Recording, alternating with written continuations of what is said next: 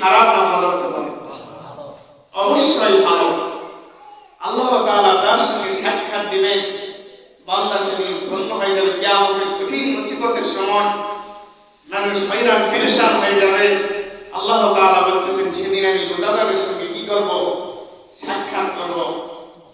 এর থেকে খুশির সংবাদ আর কি হতে পারে আপনাদের আমার জন্য? কিন্তু এত খুশির সংবাদ শোনার পরও কিছু কিছু লোক এখনো রোজা নেয়, দিনের বেলায় শরীর সুস্থ থাকা অবস্থায় এখনো 3 বেলা খাবার খাচ্ছে কিনা বলেন? কিয়ামতের কঠিন মুসিবতের সময় রোজা এবং তারাবির নামাজ কোরআন আল্লাহ তাআলার কাছে বান্দার জন্য সুপারিশ করবে। বান্দার জন্য কি করবে? সুপারিশ করবে। আল্লাহ রাসূল সাল্লাল্লাহু আলাইহি সাল্লাম বলেন, আল্লাহ তাআলা তোমাদের উপর রোজা ফরজ করে দিয়েছে, আমি রাসূল সাল্লাল্লাহু আলাইহি সাল্লাম তোমাদের জন্য তারাবির নামাজকে সুন্নাত করে দিলাম। সুবহানাল্লাহ।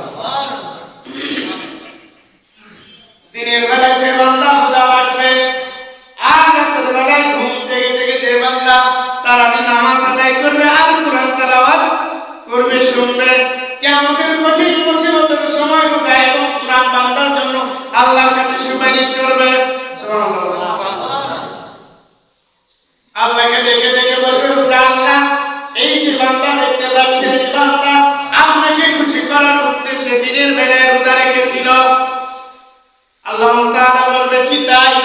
রোজা বলবে হ্যাঁ অবশ্যই বান্দা দিনের বেলায় আপনাকে খুশি রাখার কারণে খাবার ভক্ষণ করেনি, অনেক প্রিয়তম স্ত্রীর সঙ্গে মেলামেশা করেনি।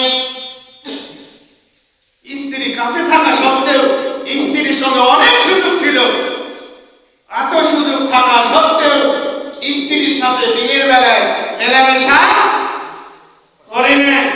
আল্লাহ এই বান্দাকে আমার সুপারিশ কবুল করে বান্দাকে জান্নাত দিয়ে দেন। সুবহানাল্লাহ।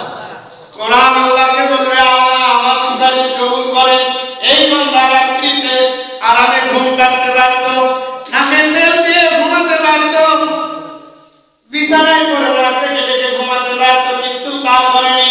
দিনের বেলা রোজা রেখেছে, রাতের বেলায় তেলাওয়াত কোরআনের তেলাওয়াত শুনেছে, নামাজের মধ্যে কোরআন তেলাওয়াত শুনেছে, নামাজ আদায় করেছে। আমি কোরআন বান্দার জন্য সুপারিশ করতেছি, আল্লাহ এই বান্দাকে আপনি জান্নাত দিয়ে দেন। সুবহানাল্লাহ। কোরআন যখন কোন বান্দার জন্য সুপারিশ করবে বলেন তো তার জায়গা জান্নাতে হবে না জাহান্নামে হবে? জান্নাতে হবে। তাই আসুন এখনো যারা